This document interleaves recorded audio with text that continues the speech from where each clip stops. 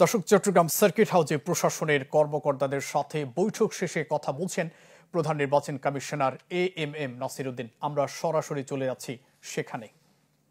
নাগরিক হিসাবে তো আমাদের দায়িত্ব আছে, আপনি যেমন সাংবাদিক হিসাবে দায়িত্ব আছে, নাগরিক হিসাবেও একটা দায়িত্ব আছে। আমি যেমন সিইসি হিসাবে দায়িত্ব আছে, আমার নাগরিক হিসাবেও তো দায়িত্ব আছে। সবাই কিন্তু একই রকম জিনিস, কারণ সবাই it's a national election, national responsibility. সবাইকে মিলেই এটা কিন্তু আমাকে মোকাবেলা করতে হবে। আমি আপনাদের সহযোগিতা খুবই কামনা করি এবং আপনাদেরকে সাথে পেতে চাই। এই যে রং ইনফরমেশন যে দেয়, আপনারা দয়া করে একটু আপনাদের মিডিয়াতে আপনি এই জিনিসটা দেখবেন যে বিশেষ করে সোশ্যাল মিডিয়াতে জিনিসটা হয়। যারা মেইন স্ট্রিম মিডিয়াতে তো কিছু নিয়ম কানুন আছে, লাইসেন্স লাগে, মিনিস্ট্রি অফ ইনফরমেশনের অনুমোদন লাগে, কিছু নিয়ম কানুন আছে। এখন আমার যদি মোবাইল একটা থাকে, আমি নিজেকে স্বঘোষিত সাংবাদিক, নিজে সাংবাদিক হয়ে গেলাম, এটা দিলাম, ও কেন্দ্রে মারামারি হইতেছে, একটা লাগাই দিলাম বানাইয়া, তারপরে একটা সবাইকে নিয়ে একটা সিচুয়েশন ক্রিয়েট করলাম।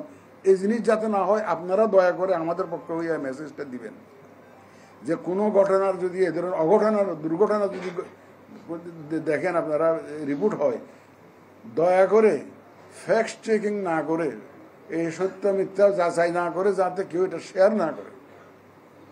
শেয়ার করার আগে নিশ্চিত হইতে হবে এই ঘটনাটা সঠিক কিনা। এই প্রচারণাটা আপনারা একটু দয়া করে করবেন। এবং আমি চাই যে অ্যাওয়ারনেস রেজিং প্রোগ্রাম, আমরা যে একটা সুন্দর নির্বাচন উপহার দিতে চাই এবং মানুষের জন্য একটা ভোটের পরিবেশ সৃষ্টি করতে চাই, প্রতিটা বাংলাদেশি যাতে ভোট দিতে পারেন। যেন আমরা যে বিদেশে যে ভোটিং এর ব্যবস্থা করেছি, উদ্যোগটা নিয়েছি, এটা তো আগে ছিল না।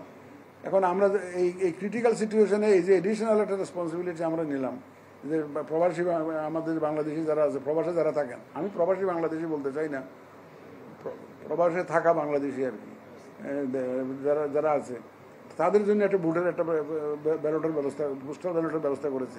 এই যে যারা ভোট রিটার্নিং অফিসার তো নিজেই তো ভোট দিতে পারে না, প্রিসাইডিং অফিসার নিজেই ভোট দিতে পারে না, তো এটা কেমন, উনি ভোট কালেক্ট করবেন, নিজে ভোট দিতে পারবেন না, এটা কেমন হয় এটা।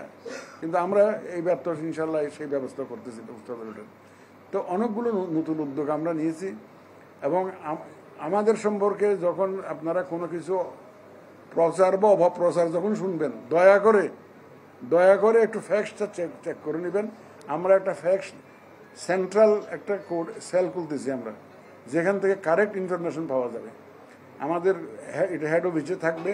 আমরা অলরেডি ইউটিউব চ্যানেল চালু করেছি, আপনারা দেখেছেন কিনা জানি না। ইউটিউব চ্যানেলে আমার একটা ভিডিও দিয়ে শুরু করেছি, এটা আমরা চালু করেছি। বলতে পারেন, আমি বাংলাদেশের তথ্য সচিব ছিলাম এক বছর, বাংলাদেশে 2004 সালে তথ্য সচিব ছিলাম। সুতরাং আমি সাংবাদিকতারই বিরাট অংশ বলতে পারেন। আমি সাংবাদিকদের সাথে এক বছর চলাফেরা করার, ডিল করার সুযোগ, আজ থেকে 20 বছর আগের কথা বলছি আমি, এটা 21 বছর আগে। সুতরাং সাংবাদিকদের সাথে আমার উঠা বসা তো অনেক পুরনো। তো শুধু আপনাদের কোঅপারেশন চাইব যে মানুষ যাতে যে কোনো একটা ইনফরমেশন পাইলে, খারাপ যদি কিছু পায়, ফ্যাক্টসটা চেক করে নেবে, একটা চেক করে নিয়ে যদি সত্য হয় তাহলে প্রচার করবে, শেয়ার করবে, আমাদের কোনো আপত্তি নেই। এখন যেটা তথ্যভিত্তিক নয়, যা তথ্যভিত্তিক নয়, সেই জিনিসটা শেয়ার করলে তো এটা কোনো অসুবিধা হয়। সুতরাং এটা একটা আপনাদের কোঅপারেশন চাইব এটা। তারপরে একটা প্রতীকের বিষয় আসছে। দেখেন, আপনারা তো জানেন, এটা আমাদের ইলেকশন কমিশনের সচিব সিনিয়র সেক্রেটারি মহোদয় অলরেডি এক্সপ্লেন করেছেন। দর্শক, চট্টগ্রাম সার্কিট হাউসে প্রশাসনের কর্মকর্তাদের সাথে বৈঠক শেষে কথা বলছেন প্রধান নির্বাচন কমিশনার। আমরা এতক্ষণ সরাসরি ছিলাম সেখানে।